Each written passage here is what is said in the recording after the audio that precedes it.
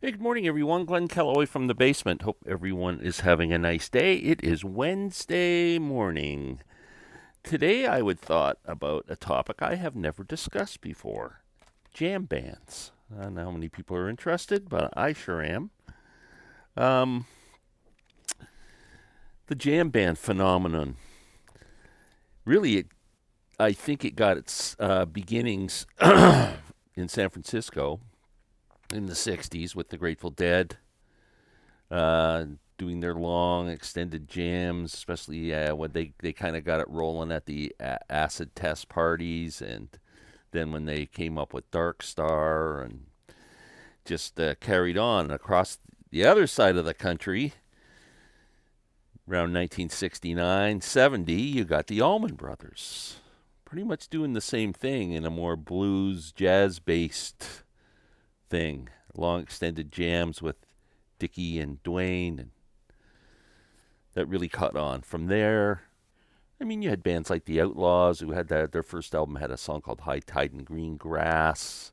There were lots of them doing that kind of thing. Even Charlie Daniels Band, to a point, if you saw them live back then when they had Tommy Crane playing lead guitar with Charlie, it was pretty jammy.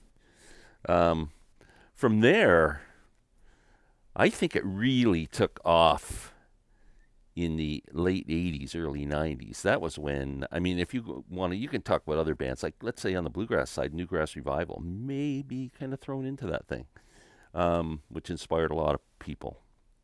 But when you start getting into the late 80s, early 90s, now you're getting there. There was a band called Colonel Bruce Hampton in the Aquarium Rescue Unit.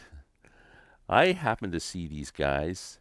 They started a festival, a touring festival called the Horde Festival back in the early 90s. And I believe I saw the first festival. It was uh, the Colonel and his band. Um, they had Bela Fleck and the Flecktones. Blues Traveler was another one associated with that genre of music. Who else did I see? Widespread Panic did those tours. Spin Doctors, remember them? Little Miss Can't Be Wrong. They were on the show. I saw one of those shows, one of those festivals in South Carolina back in the early '90s. It was awesome, and that was when I was introduced to Colonel Bruce Hampton, who was an amazing band. Um, really, really excellent. That's when I saw Bela Fleck and the Flecktones there, who I'd already seen a bunch of times. And, I'm a huge fan. Bela was and the Flecktones were really associated with the jam band stuff. Dave Matthews Band was really a big name in that genre at that time too. And then you jump forward a little bit in the bands that started up. Well, there's Widespread Panic. Again, I'm just kind of getting reacquainted with these guys after having kind of kind of knew about them a little bit and it was somewhat familiar, but now I'm getting very familiar and loving these guys. Widespread Panic. Um, then the bands that started to pop up. Leftover Salmon, who I saw at Telluride Bluegrass Festival in 2008, I think it was. Um, Great band. They're kind of like, oh man, I don't even know how to describe their music. They mix everything: rock, blues, calypso, frickin'. They're crazy. Really good band. String Cheese Incident, another favorite. I saw these guys at a club in Toronto called the Phoenix. Funny story. The guy I went with and I. Now the Phoenix is a standing room only club. They had a main floor and a balcony. We get there fairly early and trying to figure out what to do. We go up to the balcony, and you would have had to stand up there. In the back against the wall, there were two of these big, soft, padded leather chairs sitting there against the wall. So why don't we bring these up to the front of the balcony and sit in those? So no one was up there. We went up there and we put the chairs up there and we sat down and we're just like, it was just like $1,000 seat. You couldn't have got better. And the room filled up. Place was pretty crowded. The balcony was completely filled up. And a manager comes over to us and says, "You can't sit in these chairs. What are these chairs doing here?" So we said, "Well, they were here. We just sat in them." He's going, "Well, you can't sit there." I said, "Well, how are you going to get them out of here now?" Because like you would have had to ask 1,000 people to move out of the way. So we sat there all night just in these chairs. It was awesome. So we'd take turns going for beer so we could save the chair for each other.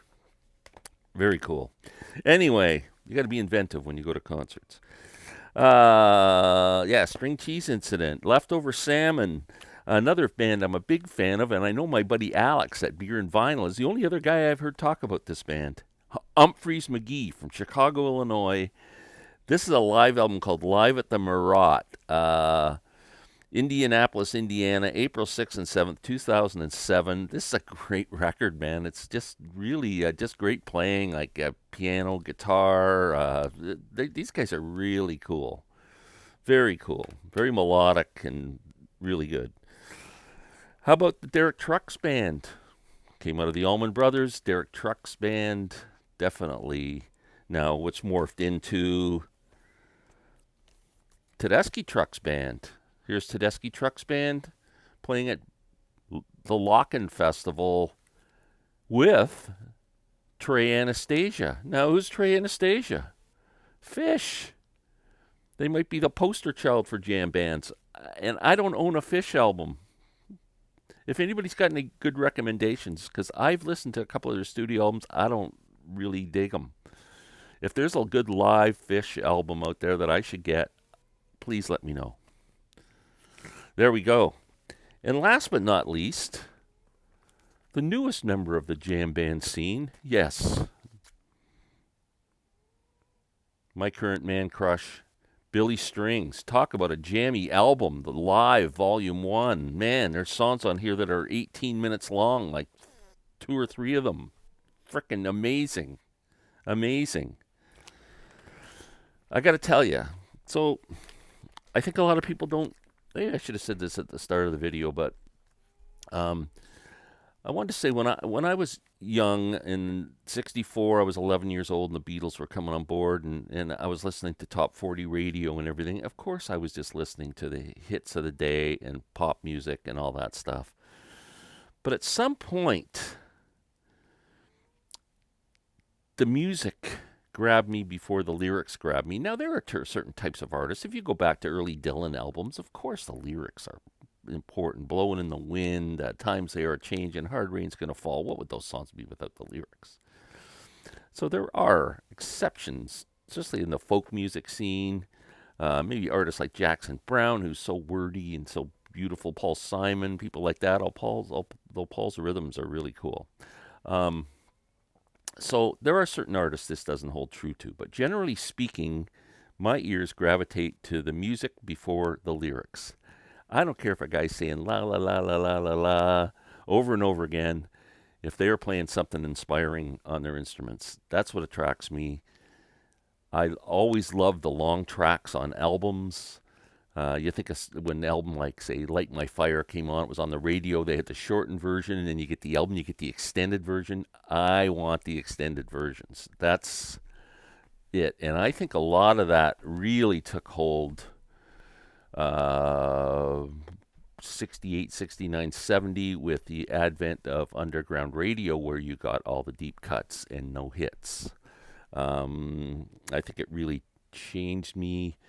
And that's and then when I started playing music seriously with my banjo, and especially the bluegrass thing, where there's a lot of jamming and a lot of I mean, the songs are pretty structured, but you can carry on for half an hour jamming back and forth. And a lot of these jam band things, it's like they'll just stick with one chord and jam over one chord for 20 minutes, and come up with all this inventive stuff. It's cool. Frank Zappa did a lot of that. Anyway, that's my thought. So if you're a jam band fan, please give me your thoughts. And I hope some of the names I've mentioned, maybe you'll check them out if you're not aware. If there are bands that I'm not aware of, please let me know. And thanks, everyone. Have a great day.